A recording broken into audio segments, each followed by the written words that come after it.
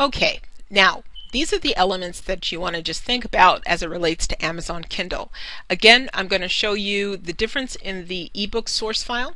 Again, it's almost the same as Smashwords, so it's very little editing change. Then I'll take you into Amazon Kindle itself so you can see the account and profile setup as well as the book setup and conversion process.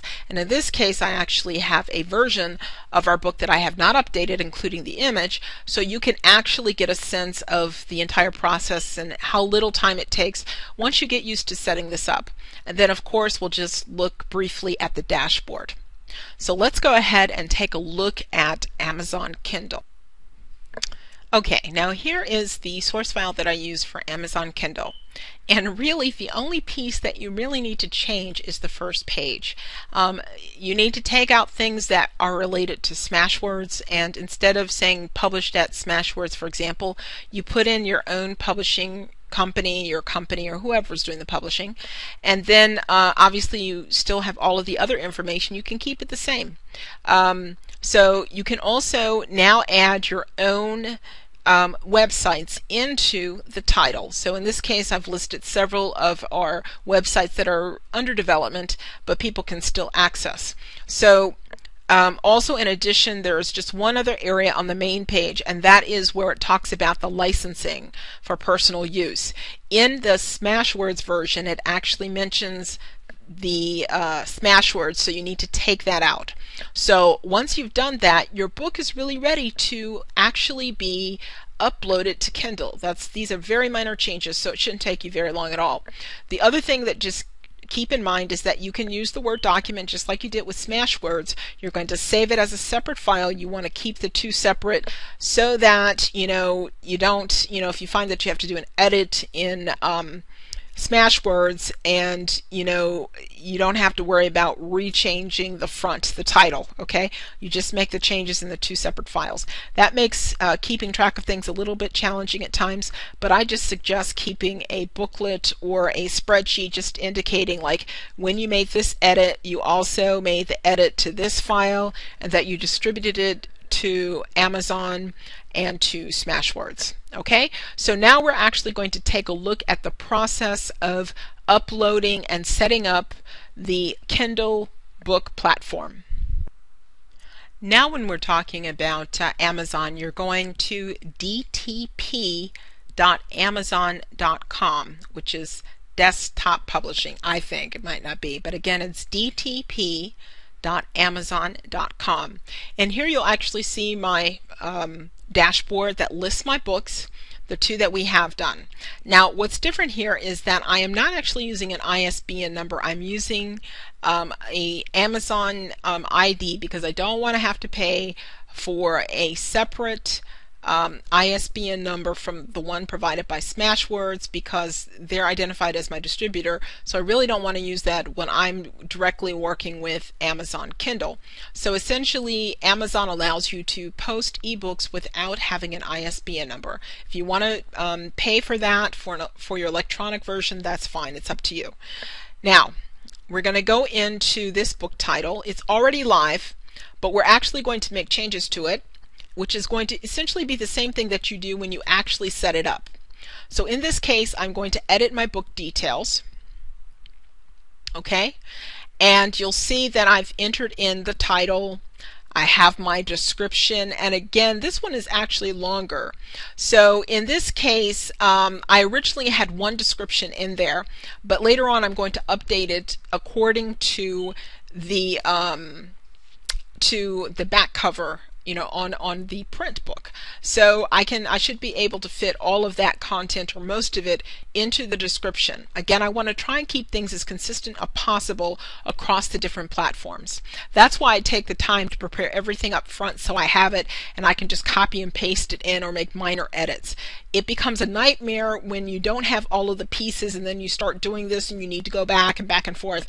I listen, you do that when you first do your process. It takes more effort to figure everything out. So that's why I'm sharing with you what I've learned. So this should help cut down your time and effort in trying to work with the different platforms. But essentially, you're also going to put in who the author is. You can add other contributors, like with my print book. I actually had someone who did the cover and the copy editor. So I added them to make sure that they were recognized for their work on the book. And you put in, of course, your publishing details, the date that it was published, but you don't need to worry about that because they will automatically put that in. You can also put in the publisher, which is your company if you want.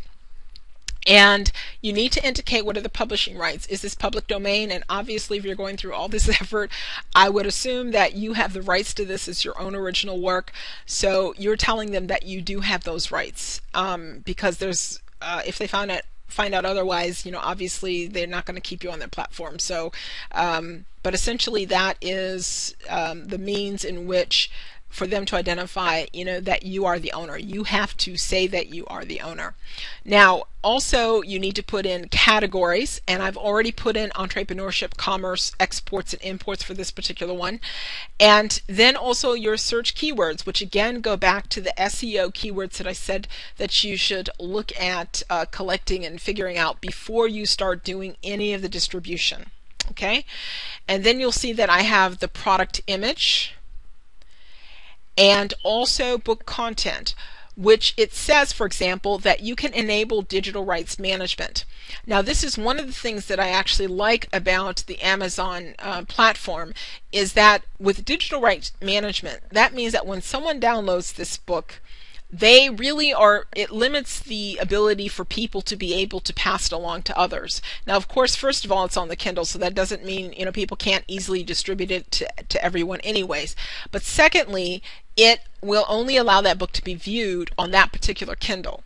So essentially, again, it's helping to protect to a greater degree your intellectual property. It's more difficult to do that on other platforms, and you can do it in PDF by putting in a password, but that's a pain because you have to put in a password for each book that's sold uniquely, and that just creates too much work.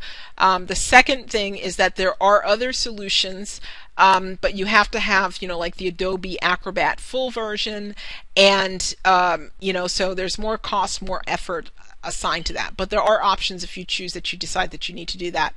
One of the reasons why we are not as strong on worrying about the copyright issues is that we are going to do serial books, so we're going to produce a lot. And so even if there are some people who pirate, we know that we're going to sell more than it's going to be pirated, so or sell enough to make a good profit. So we're not really hanging on the fact that trying to figure out who's pirated our stuff or not. Okay, so because we know that we can create new material to keep our business flowing.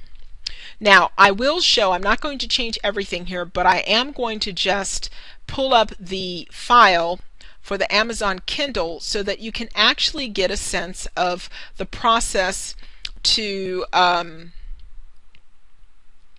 convert it. Okay, so you have to first upload the book.